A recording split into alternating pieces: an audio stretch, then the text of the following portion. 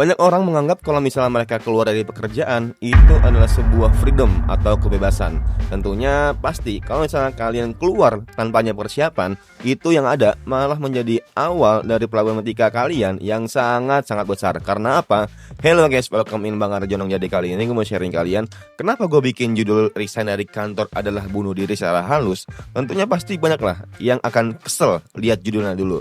Karena apa? Karena belum tentu kalau misalnya lu ada persiapan. Gimana nasibnya kalau misalnya orang itu tanpa persiapan karena mereka terpressure dari bosnya, karena mereka gak nyaman sama teman kerjanya, karena mereka jauh dari rumahnya atau kosannya segala macamnya. Nah, hal ini yang bisa memicu kalau misalnya kalian itu bakal secara gak langsung bunuh diri secara halus guys ya.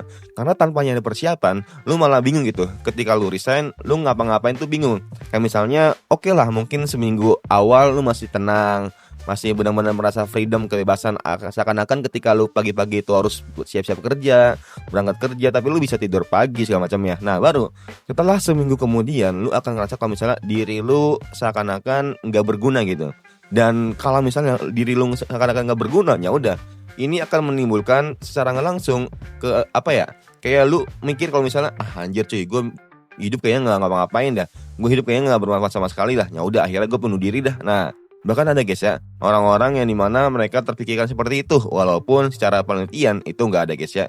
Alasannya kenapa? Yang pertama tentunya kehilangan sumber penghasilan tetapnya. Bayangin ya, orang-orang pengen punya penghasilan tetap per bulannya biar stabil, tapi orang itu malah keluar. Gue tahu di sini mungkin bang, kan gue mendingan gue pembisnis bang, sebulan bisa lebih, sebulan bisa kurang. Ya intinya gue bisa ngerasain lah duit banyak gimana. Nah, pastinya dari lo juga pasti pernah kalau misalnya ya ilah mendingan gue duitnya UMR stabil sampai tua, intinya gue jaminannya aman. Nah, banyaklah orang-orang yang seperti ini yang mau apa ya guys ya, yang mau gajinya itu antara stabil dan juga gaji itu naik turun gitu kayak pengusaha.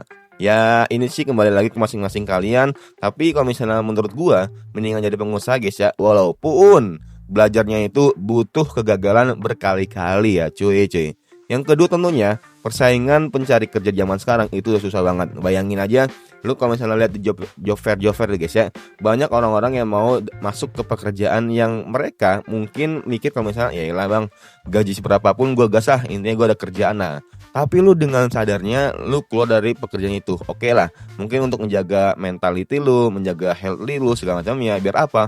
Biar tetap stabil, biar tetap benar-benar waras lah kurang lebih. Karena banyak orang yang ketika mereka dalam pekerjaan perkantoran, mereka pressure itu tinggi banget dan ujung-ujungnya apa? Malah stres, malah bisa dibilang gampang sakit segala macamnya. Nah, yang ketiga atau yang terakhir tentunya hilangnya kayak apa guys ya?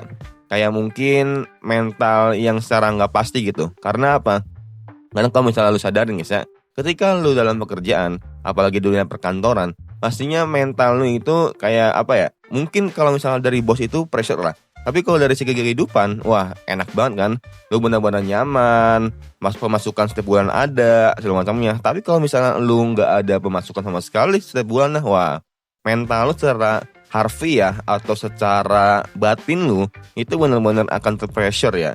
Karena lu bingung mikirin buat besok makan apa, bayar kosan gimana, segala macamnya. Dan pastinya yang terakhir atau ini bonus, karir lu akan jeda gitu. Karena kalau misalnya lu pengen jadi manajer, lu pengen jadi HR, pastinya kalau misalnya lu berhenti gitu atau resign sambil lu nunggu nyari kerjaan yang lain, waktu itu tetap berjalan, tapi karir itu kayak jeda gitu, kayak di pause lah kalau main game lah. Walaupun ya ketika lu di pause, umur lu tetap bakal bertambah ya. Nah makanya sebelum lu keluar, sebisa mungkin lu harus ada back plan-nya gitu.